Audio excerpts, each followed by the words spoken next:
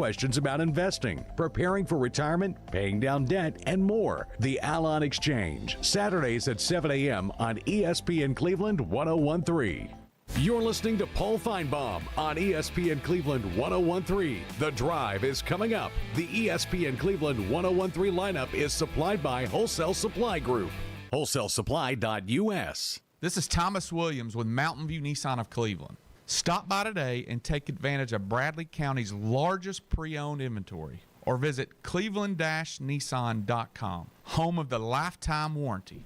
Define your tomorrow at Cleveland State Community College. Voted the #1 college in your county, Cleveland State has something for everyone, in person, online, and hybrid classes. You can take your classes when, where, and how you want. Choose the option that's right for you. Apply now. To find out more about the programs Cleveland State has to offer, go to registration.clevelandstate.cc or call 423-473-2321. Fall semester is just around the corner, so don't wait. Define your tomorrow at Cleveland State. Hey, Andy Morris here. Join me along with my co-host on The Drive, presented by Hardees, weekdays at 5 p.m. on ESPN Cleveland 101.3. Cleveland and Bradley County's local sports show, weekdays at 5 on ESPN Cleveland 101.3. From the Kia of Cleveland Studios, this is ESPN Cleveland 101.3, WCLE HD2 Cleveland, W267BI Cleveland, ESPN Cleveland 101.3. The top of the hour is presented by Best Buy Metals, making the top of your house the best it can be. Visit bestbuymetalroofing.com.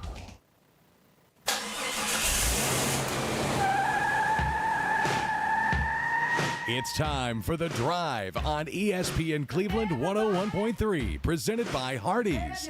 We will bring you nonstop sports news from the national and local scene and everything in between. So buckle up and join in on the conversation. It's The Drive. Don't take no slide. Got a thirst for killing. Think about it. Welcome back to The Drive here on a beautiful Wednesday edition here. I'm Andy Morris along with Jacob Mason, Jim Gum, and we've got a guest today, a guest co-host, Jim Hagee of Alon Planning Partners. Jay Hagee. Yeah. Jay. Well, my legal name I'm looking at Jim. So it's okay. Jay Hagee. I was looking at Jim when I said Jim Hagee. So Jay I'll Hagee go by it. of Alon Planning Partners. Glad to have you with us today. Glad to be here, Andy. Appreciate it, man. Yeah, man, a lot going on for a lot of people around the community, families, schools back in session. County schools got things kicked off today. I believe city schools were yesterday. So Jacob and myself kind of trying to get into the transition of, being up all day. And bro, I've already taken a nap. I went home and absolutely crashed. Those first days of school, the energy's high. I was already up at like 6 a.m. excited to have kids back. Yeah, man. But seeing football players walk through the hallways, I'm telling you, seeing my athletes my baseball players that we kept, sports are upon us, and I'm excited for our community because there's a lot of really, really good teams that are going to be competing this year. I finally get to work with two guys that put in a full day's work before they do the show instead of lounging. Listen, Jacob's going to quit walking in here with such a good suntan now because he's going to be stuck indoors for a while. That's true. Jim would give me a hard time this summer because he would be like, "Yeah, I've been to work today." I was like, "Yeah, I've been out by the pool since 11 a.m. Nice. I'm sitting there going, "Here, I'm doing a sports show, and I haven't kept up with anything sports related for the first 6 or 7 hours of the day, and I'm trying to cram everything in before we do the show." Although every now and then I'd sneak in and I'd catch something that's going, especially like if the Braves are playing a day game. I'd keep up with what's going on and stuff like that. Can we just avoid talking about the Braves right now? Goodness gracious. Yeah, boy, it's been one of those. By the way, I saw this. Before the season began, you have all these odds about how many games teams are going to win. The Braves were over under 92 wins. Talk about a collapse, man. Oh, my goodness. I think they got them flipped by accident. I think you're right. Yeah, I think you're right. But currently the Braves are 47-65 and in fourth place in the National League East, something I don't think any of us saw coming. But you know what? It's one of those years where the Braves are just, every time you look up, the 2 or 3 guys are on the IL, literally all the time. You got Austin Riley again. I guess Olsen's the only guy that has really been healthy all season long. And I don't know if you saw, he was just awarded for. Now they do this for each team in Major League Baseball, and then they will come to a vote to see who the overall winner is. But he has just won the Heart and Hustle Award as the representative for the Atlanta Braves. Talk about being consistent. I believe he's played 700 and nearly, I think 770 consecutive games as a starter, not taking a day off. He's one of the most impressive players. He's a modern-day Iron Man because no one's ever going to get close to what Cal Ripken Jr. did. Not even close. But I believe it's the 17th longest consecutive streak in Major League Baseball history. Yeah, it's very impressive what he's doing in this day and age. And so something positive coming out of Braves country with Matt Olson winning that Heart and Hustle Award as the representative for the Atlanta Braves. But real quick, we've got Jay Hagee here with us from Alon Planning Partners. Jay, if you could let our listeners know, we know you're a big sports fan. We were talking, you're a hockey guy, which is pretty cool. Yeah. And so, I started liking Tampa Bay Lightning. I didn't even know anything about hockey growing up in the South, right?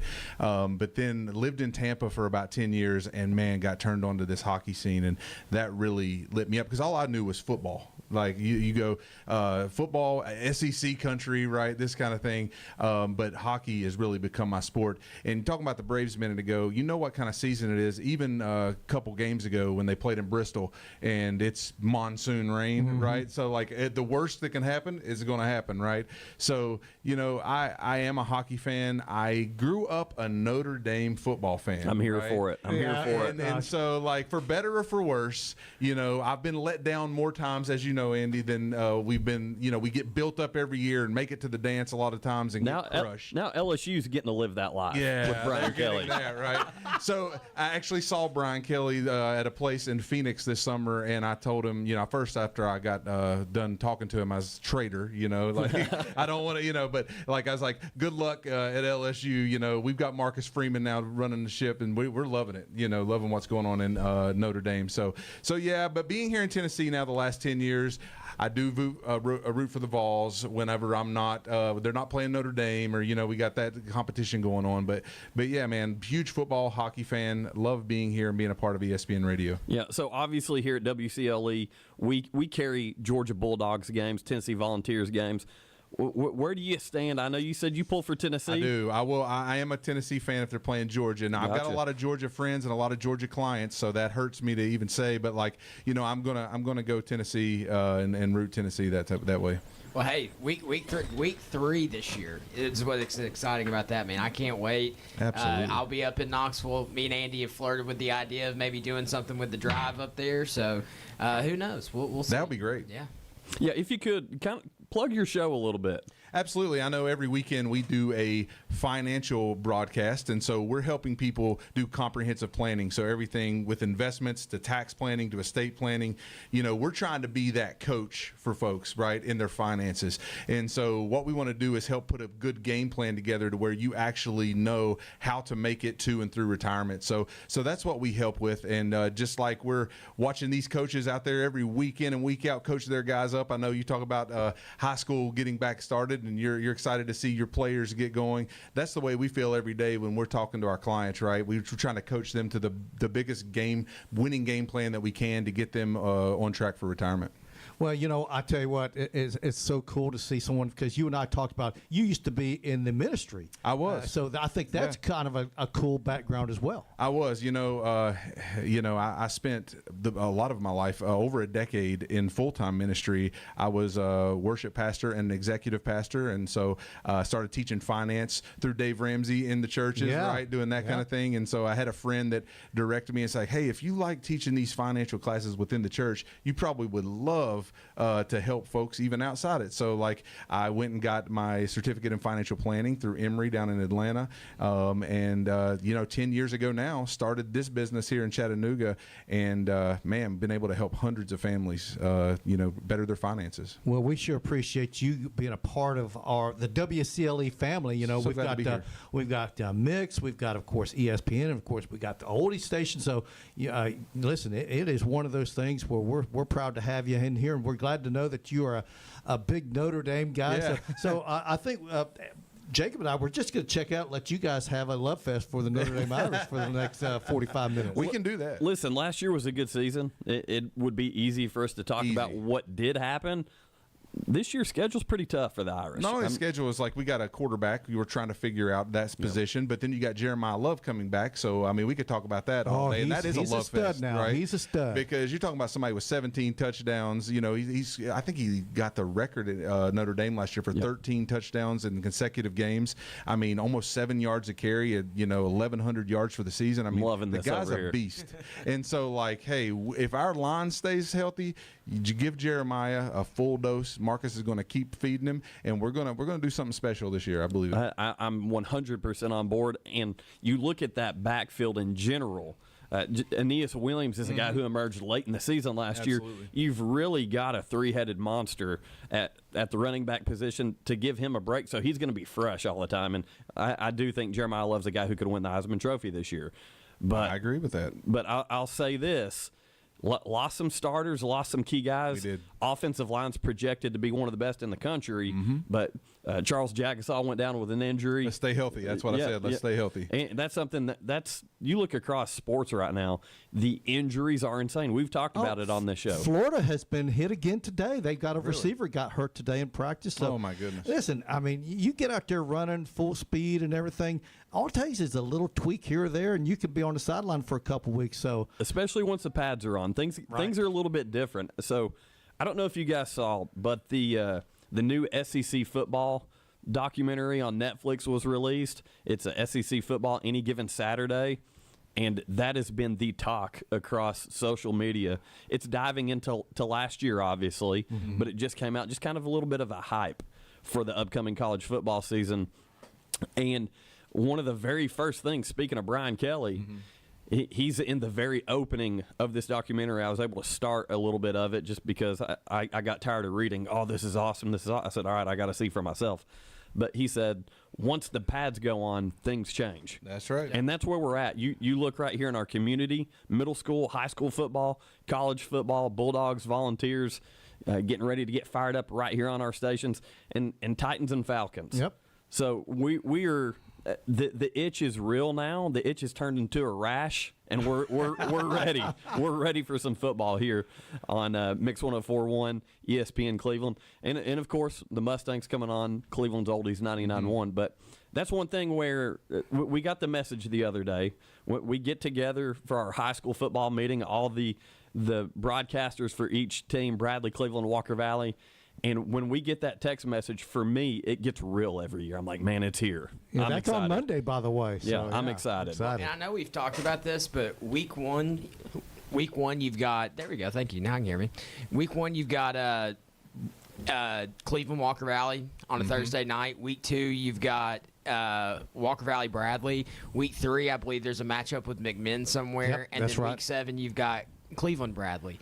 And with all this transfer stuff this summer, we can dance around it if we want to, but at the end of the day, kids are transferring to other Yes, they schools are. and they're All in over the place. different jerseys. Those games are going to be in a little bit more this year. And it's Absolutely. it's going to be fun to watch, hopefully the spirited competitiveness of it, not anything further That's than right. that. But dude, I cannot wait when we get that text message and we all start rolling in here to this station. Like, football is on and football is ready, but this year it kicks off from week one. Yeah, right into the thick of things. And as we mentioned, Cleveland on Mix 104.1, Bradley right here on ESPN Cleveland 101.3, and Walker Valley on Cleveland's Oldies 99.1. I'm just excited to have a consistency here now, calling the Walker Valley games. I'm not going to have to say, welcome to Fiesta or WCO. We're on Oldies 99.1 now, so that's pretty cool. Let me ask your opinion. We're just talking about the transfer portal. We understand that transfers are going on in high school, but what's your feeling about the transfer portal in college football? This has been going on for about 3, 4, 5, maybe 5 years now. What's your overall opinion? They're talking about having just one portal opening. Right. Or what's your overall opinion about the transfer portal? Well, we're used to people transferring, but they would have to sit out. Yeah. But there's no one sitting out these days. and it's not just the transfer portal; it's the whole NIL now. It's really changed the landscape of college football because better or worse, there are players out there that probably are earning these colleges millions of dollars. So should they deserve a little bit of the piece of the pie? Sure. But like, I think we've got to level out the playing field a little bit more, because when you're paying a kid $10 million to come to your program to play, it really takes a little bit out of college football for me, right? And the transfer portal is part of that. So I do believe there should be still some stipulations, and I think it's going to even out over time, and they're trying to make it right, but it's still causing a little bit of chaos in the whole system to me that I think is not necessary right now. Like, and so like the NIL and getting paid a little bit more than maybe I think there should be some kind of salary cap situation going on here, so that we're not overpaying kids and underpaying kids. Like, there's kids that getting injured out here that have bled their heart and soul to play at a college level that probably deserved some kind of compensation. That might lose out due to injury to an opportunity to make that big payday at the next level. So we have to balance that out. I'm not saying that we do not pay kids. I believe that we do, but I believe we have to be a little bit more have some more stipulations around it, some guardrails. So something that I was listening to and read into a little bit with the new NIL stuff that's coming down the track from Congress, one of the big pushes is that it's going to be their actual name, image, and likeness. And so instead of a pay to play. Instead of a pay That's to play. right. Yeah. I like so that. somebody said, y'all better go ahead and get ready. Somebody's giving us a call, I guess. I don't know. Y'all better go ahead and get ready. There is going to be a lot of podcasts coming out soon. You're going to figure out what somebody's player's favorite pizza toppings That's are. right. They're going to find ways around it, because they're going to wash some dirty money. They're going to figure out a way to do it. And so, you may be seeing a lot of TikToks and podcasts from a lot of big and small names in college football. You talked about some of these guys getting paid big time money. Bryce Underwood, the freshman quarterback at Michigan, he was all set to go to LSU, and then all of a sudden, Michigan ups the ante. Dave Portnoy. Yeah, exactly. So they up the ante. So I always worry about this, that there's going to be envy amongst the actual roster. You're like the players. The players have envy against each other. Right. I always worry about that too. So I don't know if that's real or not, but that's the reality of where we are. The locker room matters. I mean, the locker room always matters. And so you got these college. I think I look at Nick Saban, who left before all this happened. I mean, the guy's probably a genius for doing it, because it changed the landscape. As a result of some of this, he didn't want to deal with all exactly, and that's the landscape he left, because college coaches now have to deal with this. Some of my players are getting paid millions, and some of them aren't getting paid anything. I've got to keep everybody cohesive, working together. So it does create a dynamic for the coaches that they have never dealt with before. Yeah, you watch certain college coaches, and I think Marcus Freeman falls in this camp. I know Kirby does, but a lot of what they're looking for now is they want people who love football. Absolutely. Like there's guys who went to SEC media days. Like somebody asked one of the Georgia players, like, "What? So now with NIL?" And he goes, "I'll be honest. Like I came in here not thinking about money. Like I'm trying to be the best player that I can be. So when the NFL rolls around, that's what matters. So if you can build a program that's built around guys that love football, that's right. I think you can avoid some of that stuff. Let's get back to the basics. It saves you some headaches, but nowadays, if you want certain recruits, you can be like Texas and go out and spend $8 million for somebody. Yeah, listen, so while we're talking about the whole NIL and the price tag for players, did you hear the story out of Knoxville with the season ticket holder of Tennessee basketball? Yes. Yeah. So 88-year-old Tennessee fan Thomas Bailey has been priced out of his season tickets for Tennessee basketball. He's been a season ticket holder since 1967. My goodness. And has had the same 2 seats at Thompson Bowling Arena since it opened in 1987. And his tickets were roughly like, for 2 seats, $1,600. Right. And now it's the number they threw his way. It's not something he can do. He's on a fixed income. Exactly. So he's having to help meet that price tag for these players and I don't think that's fair to the fans. I really don't. Yeah, I'm with you. I know Tennessee was trying to jump out in front and kind of be proactive, and how they did that little 10% raise. Like they're trying to find ways to entice players to want to come and to be able to pay. But like the fact that for me to take my son down to Athens, I'm looking at, for one game day experience, I'm looking at like $500, $600, $700 in tickets for me, him, and my wife. It starts pricing out families, man, and that's not what sports are supposed to be about, and especially a guy who's been a fan and has supported that program for 40 years and bought tickets for 40 years. Is there no kind of like, legendary should be a grace period? Right. There's a grandfather clause. Yeah, something, because it does take it takes the heart and the soul out of the sports experience, and so we want to be able to still bring our kids to these experiences so that they're actually on the field maybe one day. Give them something to dream about, give them something to live up to. But if we can't afford to take our kids to the games because we've got NIL deals that players need to get paid a certain amount of money, it starts taking out the heart out of the sports. Yeah, I will say this as a Georgia fan, and some people that, like, when I first started going to Georgia games, I'll be honest, Athens was not a very ruckus place. Like, the way I like to describe people, that you saw the same dad in a pair of loafers with his glasses on backwards and a black Georgia polo who would stand up on third downs. Winning's a shot in the arm, though. When you start winning, you start getting successful. Sure.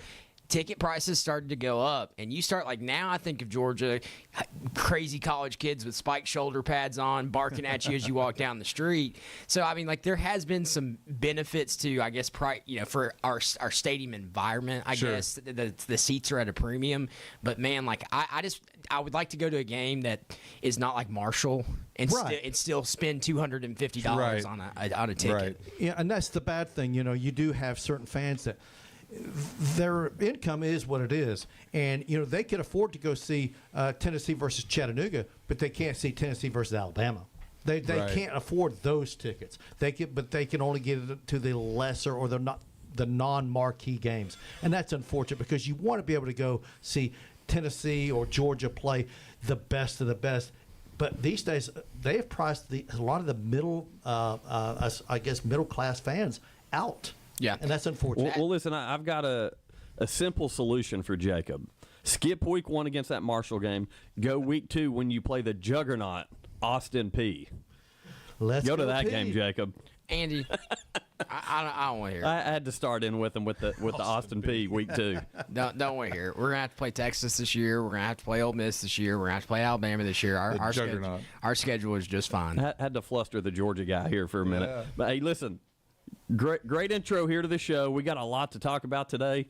Major League Baseball. Again, let's try to avoid talking about the Braves too much, but we're going to do it anyway because we're kind of obligated to. Right. But excited to have, once again, Jay Hagee with Alon Planning Partners here with us. We're going to take a quick break. We'll be right back here on ESPN Cleveland 101.3. The Drive will be back after a quick timeout. Stay tuned for more nonstop sports talk on The Drive, presented by Hardees. The difference between an average morning and a Hardee's morning is hearty goodness that lasts till lunchtime. Like Hardee's smoked sausage biscuit. Split Hillshire Farm smoked sausage on a made-from-scratch buttermilk biscuit. And our Frisco breakfast sandwich with cherrywood smoked bacon or ham on toasted sourdough. Hardee's, goodness in the making. Download the app and join my rewards for special offers. Available for a limited time at participating restaurants. Hip or knee pain holding you back? There's a new reason to feel hopeful. Dr. Andrew Carlone is now part of the team at Center for Sports Medicine and Orthopedics in Cleveland. He brings advanced training in total hip and knee replacement, including minimally invasive techniques that get you back on your feet faster. Let Cleveland's orthopedic experts help you live your best life. Call 423-624-2696 or go to sportmed.com to book your visit now. Don't miss the Paul Feinbaum Show, weekday afternoons from 2 until 5 on ESPN Cleveland 101.3. Always topical, always entertaining. Paul Feinbaum on ESPN Cleveland 101.3, presented by Hardees. ESPN Cleveland 101.3 is powered by Duracell. For a quarter of a century, Mix 104.1 has been taking you out to the ball games. Swanson to first. Since 2000, Mix 104.1 has been the home of the Atlanta Braves, and we're celebrating by giving away tickets to Atlanta Braves games all summer long. Listen for your chance to call or text to qualify. You can also register at the Mix socials on Facebook and Instagram. Braves 25 is presented by Cleveland Ford. Honest people, honest deals.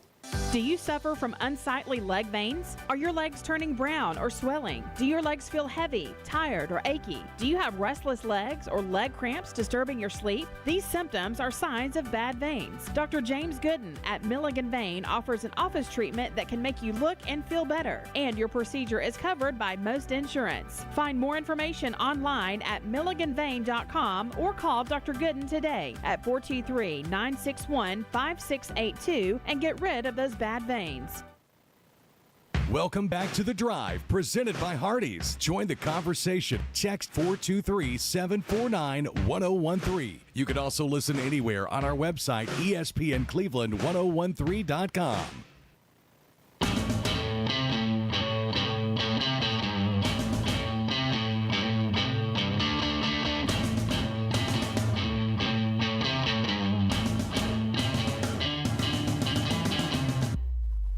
Welcome back to The Drive here on ESPN Cleveland.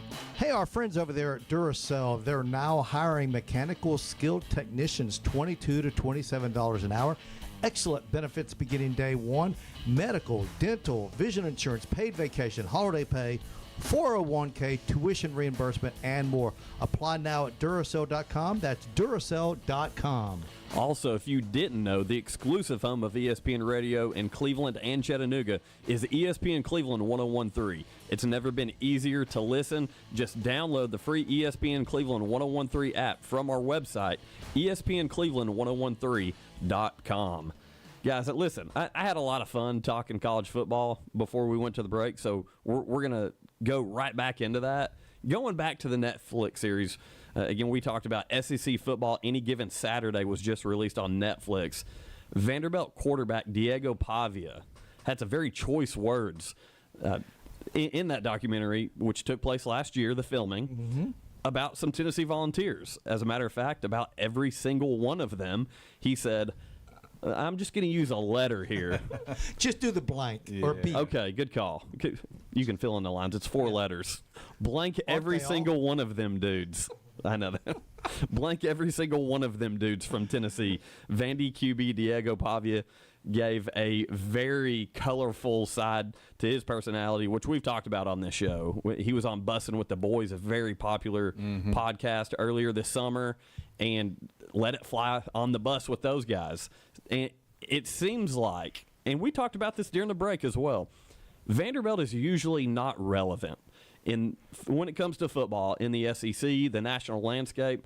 But since Clark Lees came and taken over the program, his alma mater, obviously great defensive coordinator at Notre Dame, he's brought an energy to that team, and he's got guys like Diego Pavia on that roster.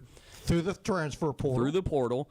And Diego Pavia has just taken this thing to another level to where people are talking about Vanderbilt football, and Tennessee fans are ready to kill the kid. Yeah, there hasn't really been much buzz about Vandy since the James Franklin days. That's true. You know, like James Franklin, what he did at Vanderbilt kind of was unheard of for that program. Yep. And then they went back into a lull.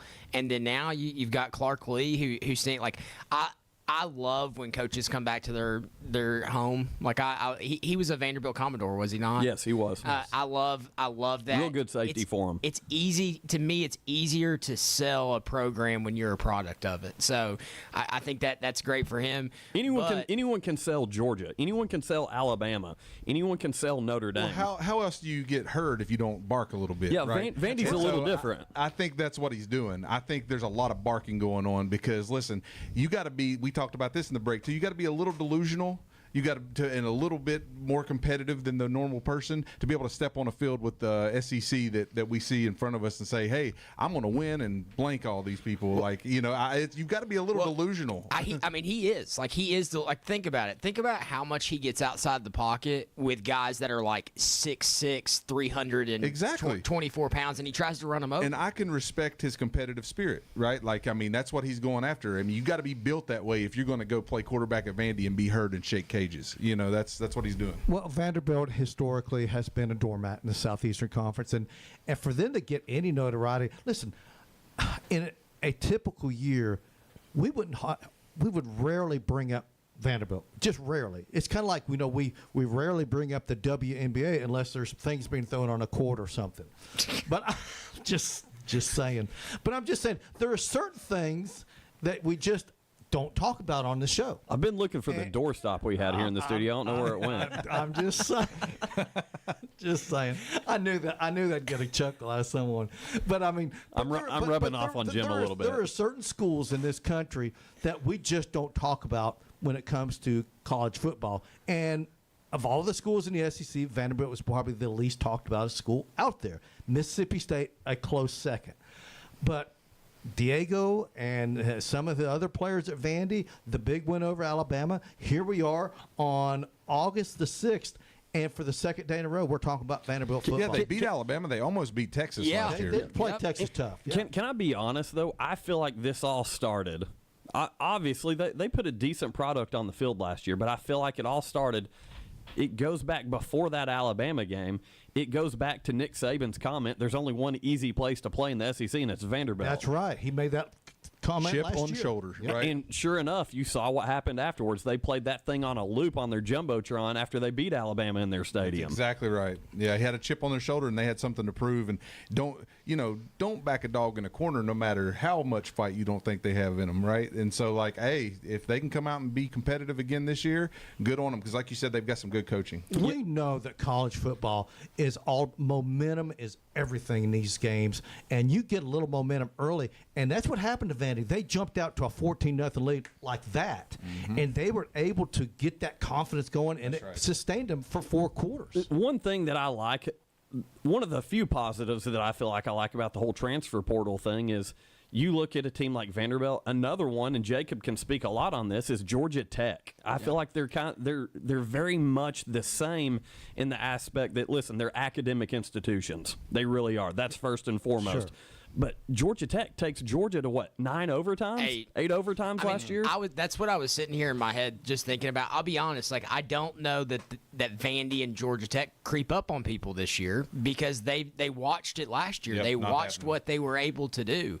They watched them come out and punch teams right in the mouth with good schemes, good coaching, and tough physical play, and they shocked a lot of people. Now, you've got, like, Georgia's not looking past Georgia Tech at the end of the season. Yeah, listen, November 29th is circled on that schedule for the Bulldogs. There's no doubt. And I said this earlier this year. You know, somebody asked me, I believe it was on this show, but they asked me, hey, who's the Indiana in 2025? And I said, Georgia Tech. I think Georgia Tech, and of course, saying it probably defeats my, because nobody was talking about Indiana this time last year. That's right. But nobody thought Indiana was going to do what they did. I think a lot of people are sleeping on Georgia Tech. I like what's going on down there. Their offensive coordinator, he's a headache, an absolute headache for anybody and everybody that he's going to face. The amount of packages and schemes and different things he rolls out in, he could be doing anything at any point in time. In my opinion, he's probably the next big hire if he gets hired away from Georgia Tech to go to one of these big universities because it's hard to plan for him. He's going to show something in one game, line up in it in that game, and then do something completely different. Do you know what my answer is to Jim's question? He said, who's going to be 2025's Indiana? My answer is show me who's got a week of schedule that helps. Indiana had last year, It helps. and that'll be my team. It might be Indiana again. It could be. It really could be, but they're a team that is not quite going to sneak up on you anymore. Well, and am I right that Georgia Tech's trying to get away from the triple option a little bit, right? They're full spread. So that's what I'm saying is like legit quarterback. you can't just look over Georgia Tech anymore for saying triple option and that's all they got. Calvin Johnson saying, "Where was this when I was here?" Exactly. Well, Megatron running some of that. And then you look at ASU last year, Arizona State. I know we talked about them yesterday on the show, but what were they projected to be in the Big 12? They were picked last. Yeah. In the preseason poll last year, and I guess the coaches or the writers vote on the Big 12 just like every conference does. They were picked last in the Big 12, and they came out and won the conference. Yeah, it'll be interesting, man. I'm excited. I think there's a few coaches that are some interesting spots, some hot seats this year. I don't think Lane Kiffin is in a hot seat, but I do think the expectation is the college football playoffs, and I think you've got to get to LSU and be undefeated in that. They're still going to have to play. They don't have a super hard schedule, but they lost a lot of production. So you're throwing up Ole Miss here, and this is my stance on Lane Kiffin and Ole Miss. They're a borderline team. They could be in the playoff. More than likely, probably not going to be. I think that's where a lot of people stand with him. But as far as his job, I think Lane Kiffin is going to leave Ole Miss when he wants to leave Ole Miss. I agree. You know, here's my thing about Ole Miss, and I know there's Ole Miss fans that don't like it when I say stuff like this. I think last year 9-3. To me, 9-3 is the ceiling for Ole Miss. Okay, I don't think an Ole Miss can go 11-1, or maybe Mike could go 10-2, but I think 9-3 is like a ceiling for Ole Miss because you've got so many other teams in the Southeastern Conference that you've got to beat to hit that 10-2 to 11-1 mark. I think what we saw at Ole Miss last year was about as good as you're going to get. I really believe that. So the question that you asked is who's going to be the next Indiana. I want to know who's going to be the next Indiana to win it all. Like who's going to be a team that's not a Georgia, that's not an Ohio State, and the playoff has made this a reality where it can happen. Yes, like you're gonna have to recruit your butt off, and you're gonna have to be better in those weeks during the playoff than everybody else. You're gonna have to play better at the end of the day, but. We're still seeing it's a pattern. Like you see at the LSUs, you see the Alabamas. It's the same. It's the same teams that 15 schools that have won national championship. Who is going to be the first team that used the transfer portal, recruited well, used it? Like Texas Tech is making a splash. They're starting to spend a lot of money. They got that oil money. They got that oil money. All those Texas teams spend money, man. Well, is an SMU coming back to the table? Right. You know, so who they made the playoff last year? Who's going to be that team that breaks through? Well, specifically talking SEC, talking about Ole Miss, looking at their schedule, they're starting off, in my opinion, 4-0 going into an LSU game. They have to. In my opinion, they have to. They have to. And that's obviously a huge game. Then you got a bye week. You got Washington State. Then you're playing the Georgia Bulldogs. That potentially could be your first loss of the year. Let's say it's your second. You're finishing the year against Oklahoma, South Carolina. Tough game there. Well, Oklahoma's a tough game. It is. Then Citadel, Florida, Mississippi State. Mm-hmm. Not an unbelievably hard schedule.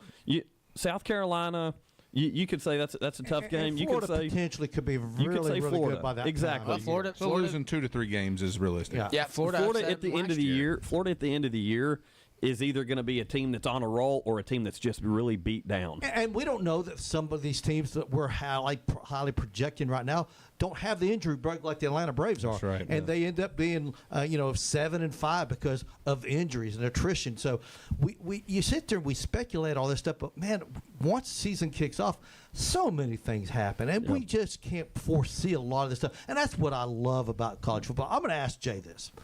All right, I know this gentleman right here, and I'm hitting Jacob right here. This guy gets up. He's a couch potato all day on Saturday. Watches game day at 9 o'clock. I was like, what are we doing to Jacob here? No. But he sits there. He'll watch a game from noon until 1 or 2 in the morning, watching the Pac-12 at night. Now it's Big Ten after dark, whatever. What's a typical Saturday for Jay Hagee? Well, he's watching every game. Then that's not typically us. I have now a 13 and a 15-year-old in my house, and so my daughter's 15. She actually likes football. She's all in. But my son, that's 13 now, is all into football. He's the one that when we get up on Saturday morning, we've already got ESPN on. We're already watching TV. We're already watching College Game Day. We're already in it, right? And so the more that he is growing into that, the more I am ending up like Jacob and watching it. Is he an Irish kid? He is not. Oh, no. He's the competitive one, and he wants to go against every team that I'm for. And I'm trying to figure that out, right? I'm not parenting this well in the sports and my children, right? But I love it because he's independent, right? And so he loves the Vols. He's all in, and he's all in a homer, right? So where I'm a Tampa Bay Lightning fan, he loves the Preds, and so he's going to be. So I let him have his Preds jersey, do that. But a Saturday for us, we are watching football from start to finish, but it's more my son doing it. I'm always going to be watching the Irish play, and I'm going to be watching the evening game, right? If I get 2 games in a day, I feel like, man, I've got enough. Yeah. So my favorite story is when I got married in the summer, and my wife would have to drag me out of bed around 10 o'clock on a normal Saturday. Yeah. College football rolls around, and I'm up before she is. I've got stuff cooking in the kitchen. I'm sitting. Breakfast is ready. She goes, "Why are you up?"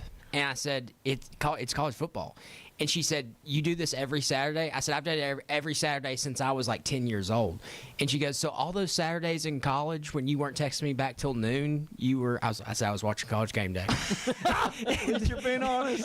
And so now, that's the running joke is that's what we do. In my house, College Game Day comes on. Now that I'm a dad, I just let it play in the background. There you go. And me and my son play and do some stuff. But How old's your son? 4. Okay, so once he gets a little older, I'm telling you, it'll be back reverted to. Well, one that toe hits leather, though. I have 2 TVs in my living room, and I have YouTube TV, so I got 4 games on here Okay, I love and it. 4 on there until Georgia love comes on, and then it's 4 and 1. Then we've got it all on there. So I've got a question. Once again, we're joined with Jay Hagee of Alon Planning Partners in the studio with us today. And you were talking about your son, and he loves ball. Does he play some ball?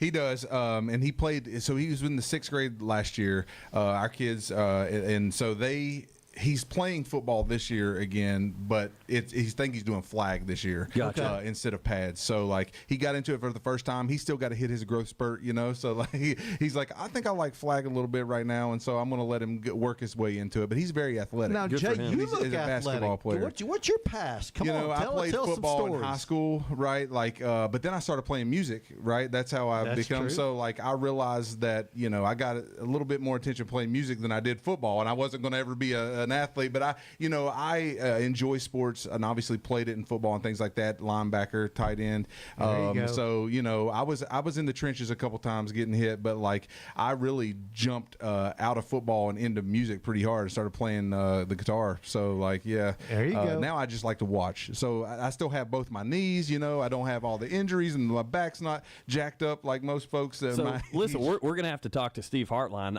Maybe a pregame concert, Jay Hagee pregame concert before a local high school football game. Let's do it. that right. We'll make it happen, man. I'll come prepared. Hey, listen, we're going to take a quick break. When we come back, we are going to talk some Atlanta Braves baseball, things going around the major leagues. Big news. Did you guys hear about this? MLB opened up today with a statement saying that they're calling up their first female ump. Saw that. And that does involve the Braves. Yeah, and that's going to take place in the Braves Marlins. We're going to talk about all that when we come back right here on ESPN Cleveland 101.3. The Drive will be back after a quick timeout. Stay tuned for more nonstop sports talk on The Drive, presented by Hardees. Hardees is hiring. Join the Star Team. Flexible scheduling, daily pay, free meals, 20% family discount, plus paid vacation for part-time and full-time employees. Apply in-store or online at hardees.com today. Hip or knee pain holding you back?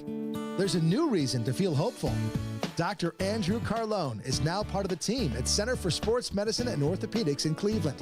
He brings advanced training in total hip and knee replacement, including minimally invasive techniques that get you back on your feet faster.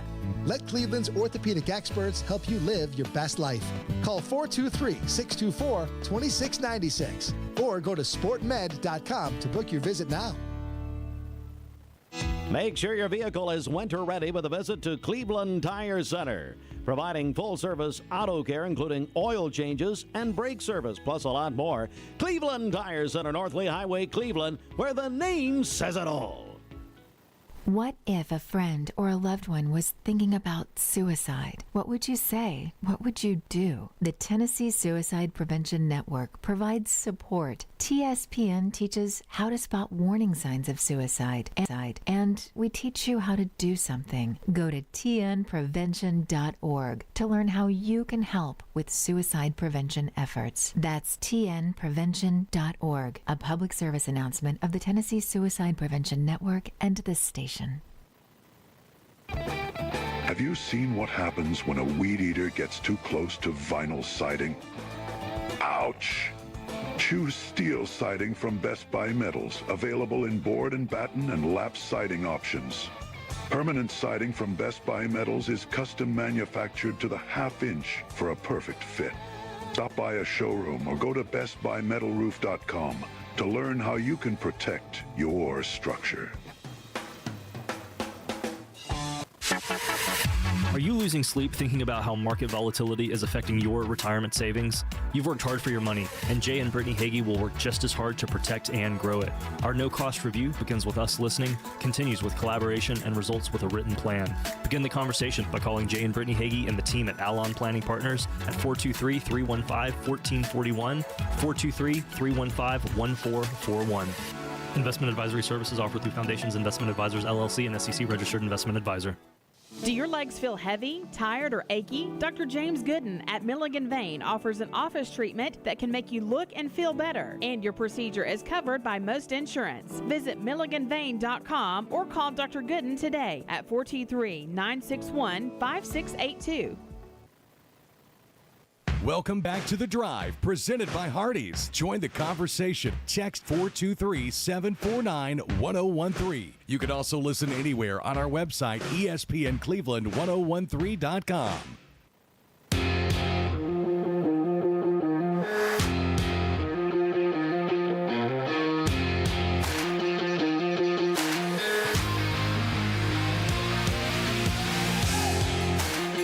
Discover your new favorite sweet treat, the Mayfield Dairy Ice Cream Bar. Now available in 4 delicious flavors: chocolate chip cookie dough, chocolate fudge brownie, caramel waffle cone, and cherry fudge chunk. Learn more at MayfieldDairy.com. Mayfield Dairy, proud supporters of the Atlanta Braves here on ESPN Cleveland and The Drive. Listen, we've got a pregame concert already planned out. Oh, boy. Steve's on board. We're going to have Jay Hagee doing a pregame concert live on Mix TV, and apparently Jim Dadgum over here is going to be playing the triangle. Yep, playing the triangle. Yep, that or the tambourine. That's about it for me. I love it. But listen, so we kind of teased this story a little bit before we went to break. Major League Baseball calling up the first female umpire, and of course we're going to get into some Atlanta Braves conversation. Jen Powell is going to be calling the Braves-Marlins game. I believe it's this Saturday. And listen, the Braves are going to be dragging themselves into that dugout for that series as well. Marlins playing some good baseball right now. They really are. And we were talking during the break about female athletes. Obviously, what a huge opportunity for this woman being able to call a Major League Baseball game. It's groundbreaking. It's history. And as long as she's good at her job, I'm all for it. Yeah, same. To me, I want the best people out there umpiring, and really baseball needs that right now. And if Angel Hernandez isn't one of the best. Joe West. Listen, we've not even seen Jen call a game yet, and I'm already taking her over Angel Hernandez. I know, and so like CB Buckner, get him out of here. To me, if you are good at your job and you do it well, I don't care. I do not care. Absolutely. I do not care. Absolutely. So as long as we're high quality, I'm all for it. One thing you're starting to see this with sports networks. ESPN's done it. Females are getting more opportunities in male sports. And listen, I'm a big fan of the Aaron Andrews of the world. I'm a big fan of Christian Ponder's wife, Samantha Ponder. Yeah, Sam Ponder. I love their roles in sports, and we're starting to see these female athletes get these opportunities. Now, obviously, the WNBA is starting to get some notoriety because Caitlin Clark and everything that's going on with that, and Angel Reese and my girl Sophie Cunningham. So, like, the opportunities within women's sports are there and have been there. But now you're talking about a primetime event, a big-time event, where they're getting opportunities to have major roles as umpires. And we're talking just athletics in general during the break, that there's so many college scholarships available for female athletes. Girls wrestling, flag football, golf. Jim mentioned rowing. There is so much money out there in scholarships for young ladies to further their education and career in athletics. That's right. And as a girl dad myself, my daughter's 15 years old, and she's played a flag football for the first time last year. And I'm telling you, she is more aggressive and more in love with football than my son is right now, right? And so, like, I loved every minute of it, watching her do that. And she loved it. She actually said, Dad, I'm not going to play soccer anymore because I found flag football. I love it. And so she has the opportunity now to get scholarships and to go on to the next level and compete in something that she found that she loves. And so, like, I'm all for it, man. You were talking earlier about women's golf scholarships, right? And about how there's money just sitting on the sideline waiting for these girls to take it. And so if you're listening out there and you have a daughter daughter or you're listening and you're a female athlete, please jump in because there's plenty of opportunity for you in sports. And don't you think that flag football, it's in its infancy, but I can see this trickling up to the major college level where you'll see SEC, Big Ten, ACC have women's flag football. It's competitive. And given them full scholarships, because with Title IX, you've got to do something to have, and I think that's cool. And from what I gather, it's very attractive as far as the girls like it. They want to play it. We saw it here in our community last school year with the emergence of flag football between Bradley, Cleveland, and Walker Valley. Walker Valley made it to the state finals. Yeah. Those girls could not believe. A lot of them had to be talked into coming out to play. And I want to give all the coaches at all three schools credit. They went out and recruited the best athletes, girls that were playing other sports, and said, you need to come try this. We really think we'll be good. We think you'll love it. And every single girl that I've talked to that played flag football was like, I can't believe I didn't have an opportunity to do this before. That's right. I'm absolutely in love with it. Yeah, something that must be so cool as a girl dad to sit there and talk about yeah, Dad, I was sitting in cover 2 and well, exactly. And what route should I be running? Dad, what do you think about my post versus my slant? And we're at home running routes together. Yesterday, she and her and her brother were playing one-on-one, and I'm out there trying to give her the post route or the dig. I'm trying to coach her up on it. So she's getting ready for the season, and we got all school year before that happens. Right? I love it. That's been my favorite thing is talking to former students and hearing their ball knowledge after just a year. I was like, dude, this is awesome. This is so awesome. Yeah, and I think it's great. Anything that can give girls more opportunities, I'm all for it. Yeah, same here. I'll be honest. I'm going to do this on air, too. Being a wrestling coach for many years, when I was in high school, I had to wrestle a couple girls. And I kind of felt bad. I was like, dude, this isn't fair. I don't want to do this. With the emergence of girls wrestling, it has been huge. And talk about a sport that has grown tenfold within the past 5 years. Yeah. The amount of girl high school wrestlers, the amount of girl middle school wrestlers is insane now.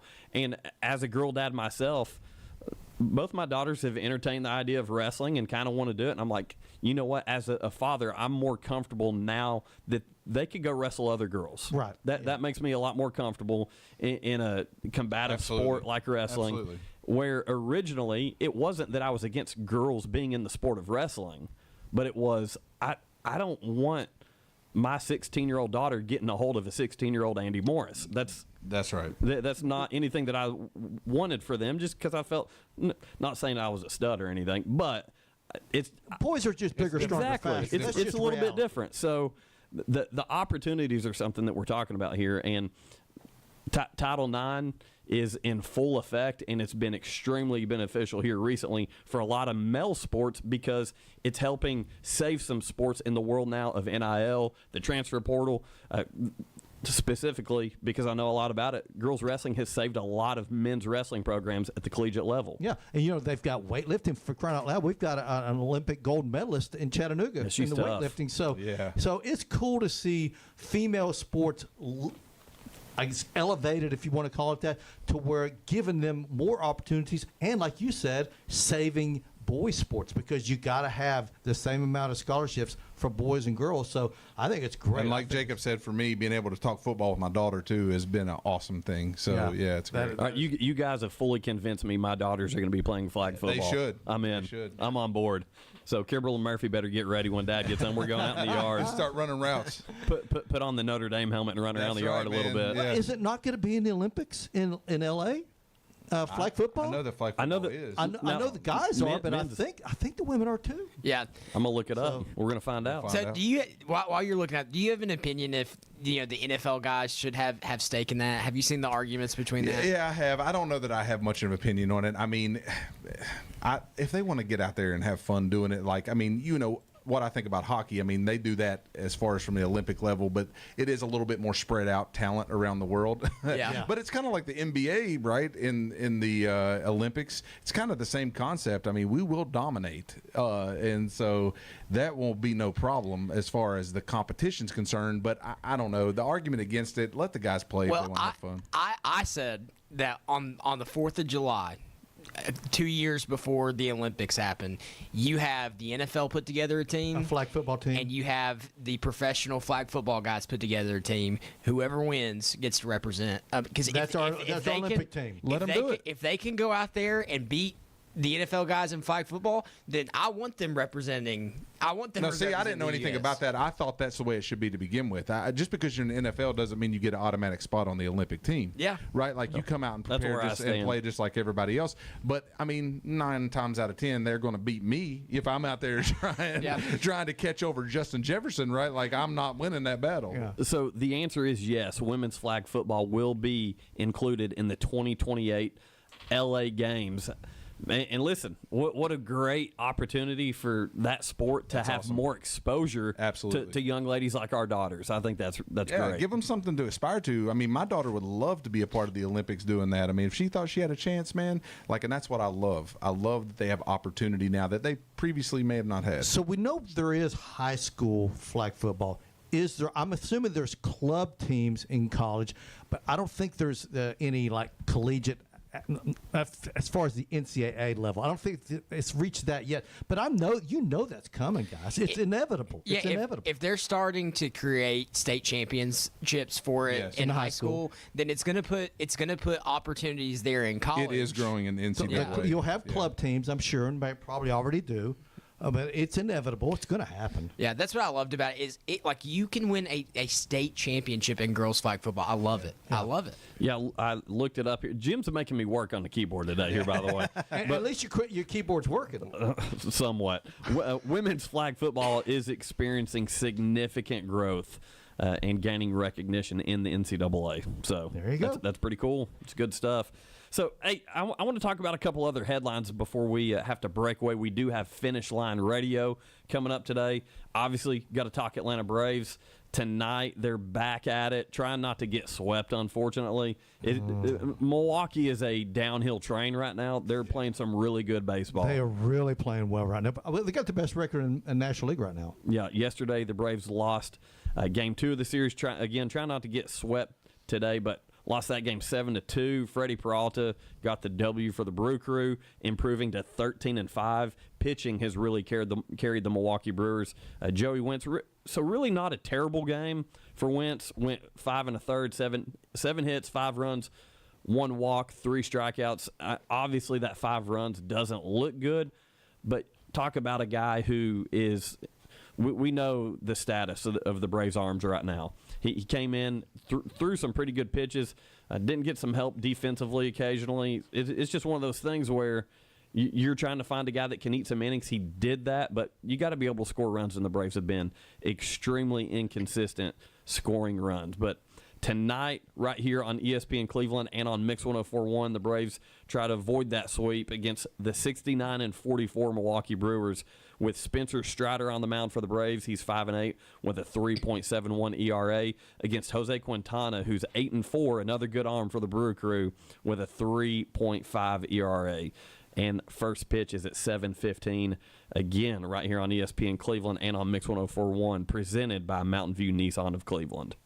I still am taking the Cubs and the Blue Jays to make it to the World Series, although I'm really questioning that Cubs. I'm thinking this Brewers team just might be the best team in the National League. And I know the Dodgers and the Phillies are still the teams that most people are talking about. But there's something about this Cubs team and this Brewer team. I think a lot of people are overlooking these two teams. I really do. No, I think you're exactly right. And after seeing it firsthand in this series, the Milwaukee Brewers look like a team that could do some serious damage in the postseason. But I kind of lean to that. What have you done on that stage? And it's hard to bet. Listen, Shohei Ohtani would not bet against the Dodgers. I'm just telling you right now. Oh, here we go again. He wouldn't do it. Here we go again. I believe you said something similar, right? By the way, I did. Mark Smith, he was all about, he believes that Shohei is innocent. Until proven guilty. Okay. So, hey, ESPN is going to, looks like it's actually finalized, they're acquiring NFL Network and the rights to NFL Red Zone, which is a big deal. I don't know how many of you guys watch Red Zone. Every Sunday. One of the coolest additions to NFL Network, just being able to see every big drive, every big play Every that's happening in the league. Yeah, I think a lot of fans are really nervous that they're going to come in and change and try to I think ESPN's big push lately has been, okay, like we want to improve what we have going on. Yeah. And so they're buying something that is a proven product that is already good. And I think fans don't need to worry about it. I think they want to have the best offerings, right? Like, and so that is something significant, because if you're seeing every major drive, when you get in that red zone and you're seeing the touchdowns coming and happening, you want to have that on your platform. My big fear is them adding commercials, because right now the NFL Network is commercial free for 9 hours, and I love it. There's no commercials, and I fear that ESPN's going to throw commercials in there. Now, I'm okay if they do a little picture-in-picture and they have it on with a little advertisement down in the corner. Sure. I'm good with that. NASCAR does a good job of that at some tracks where they run the coverage still goes, and then they have something that plays beside it. Hey, speaking of NASCAR, Finish Line Radio coming up next right here on ESPN Cleveland. Hey, Jay, first of all, appreciate you coming in, hanging out with us today, talking ball. Jay Hagee of Alon Planning Partners. For me, Andy Morris, Jim Gum, Jacob Mason. We'll be back with you guys tomorrow at 5 o'clock. Stay tuned for Finish Line Radio.